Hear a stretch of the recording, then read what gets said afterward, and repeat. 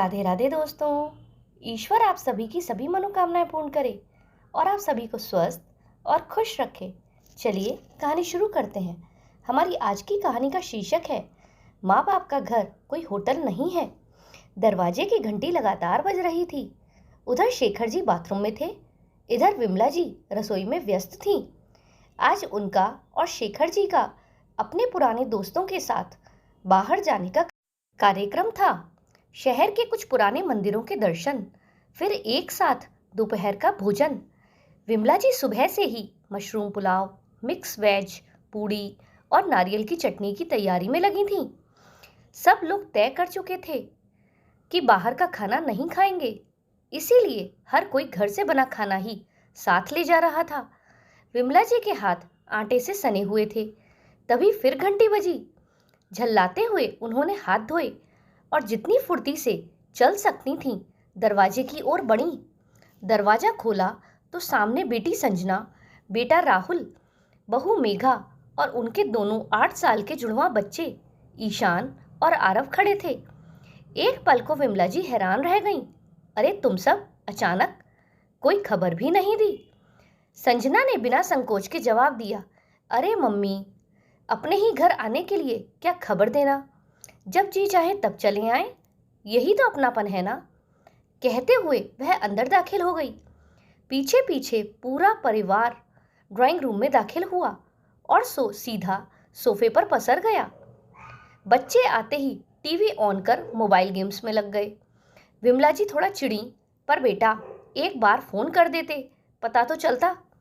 मेघा ने मुस्कुराते हुए कहा, मम्मी जी, अब आप भी हर बार एक ही बात करती हैं। आपके पास ऐसा कौन सा बड़ा काम होता है जो आपको बता कर आए? आपको पता है, हम तो उल्टे टाइम निकाल कर आए हैं आप लोगों से मिलने के लिए।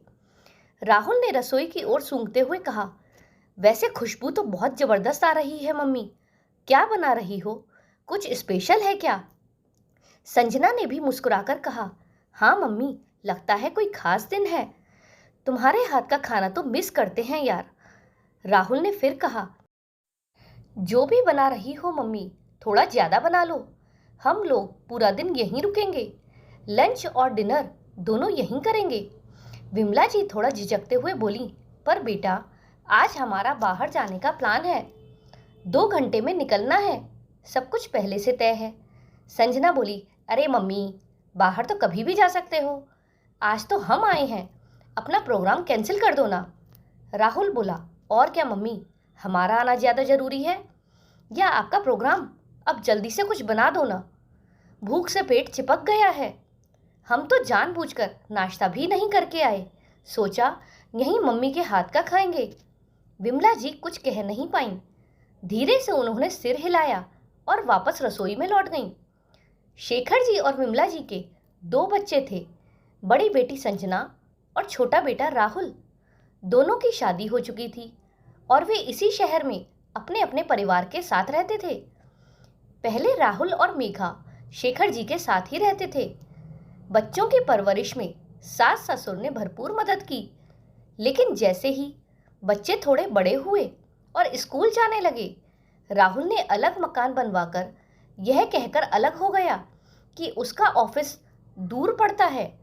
शेखर जी सब समझते थे, पर बोल कुछ नहीं पाते थे। उनका दर्द और तटस्थता तब और गहरा हो जाता जब बेटे बहू और बेटी बिना बताए अचानक आ धमकते। मिलने का बहाना, लेकिन जिम्मेदारियों से भागते हुए, बस आराम और सेवा की उम्मीद लेकर। अभी कुछ ही दिन पहले की बात है।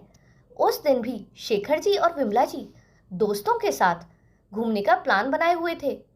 सुबह से विमला जी रसोई में लगी थीं। बेटे बहू, बेटी पोते अचानक आ गए। फिर वही हाल, सबका आराम और विमला जी का काम। किचन में मेघा झांकती तक नहीं थी। संजना मोबाइल में व्यस्त थी। राहुल टीवी देख रहा था। बच्चे तो बस डिमांड पर डिमांड किए जा रहे थे, दादी फ्रेंच फ्राइज, दादी मैंगो शेक, दादी नूडल्स। शेखर जी ने राहुल से कहा, बेटा कुछ सामान तो बाजार से ले आ, तुम्हारी माँ थक गई है। राहुल ने टेढ़ी नजर से कहा, पापा, क्या अब आपका घर भी होटल की तरह बनने लगा है? आए भी नहीं और ड्यूटी लगा दी। मेघा बोली, और मम्मी को तो आदत है काम करने की, उन्हें मजा आता है। शेखर जी ने एक लंबी सांस ली और चुप हो गए। खुद बाजार चले गए।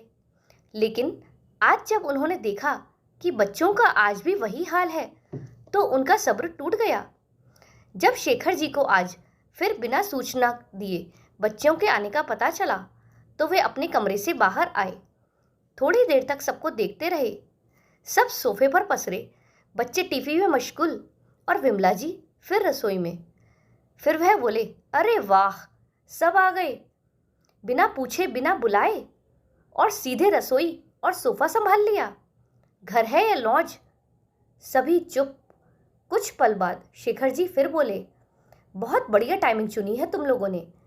आज का हमारा घूमने का प्लान है। अब पीछे से घर की देखभाल तुम लोगों के भरोसे छोड़ सकते हैं शायद। आखिर इतने सारे जवान लोग जो बैठे हैं। संजना बोली, अरे पापा, हम तो आपसे मिलने आए हैं। वह बोले, मिलने या मम्मी की हाथ की स्पेशल डिश खाने? क्या तुम लोगों के लिए हर बार हमारी जिंदगी रोक देना हमारी ड्यूटी है?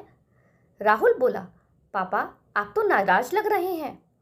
बिल्कुल नाराज हूं, क्योंकि जब बार बार एक जैसी गलती दोहराई जाए तो खामोशी बेवकूफ़ी कहलाती है। ये घर कोई होटल नहीं है जहां आओ, ऑर्डर दो और आराम करो।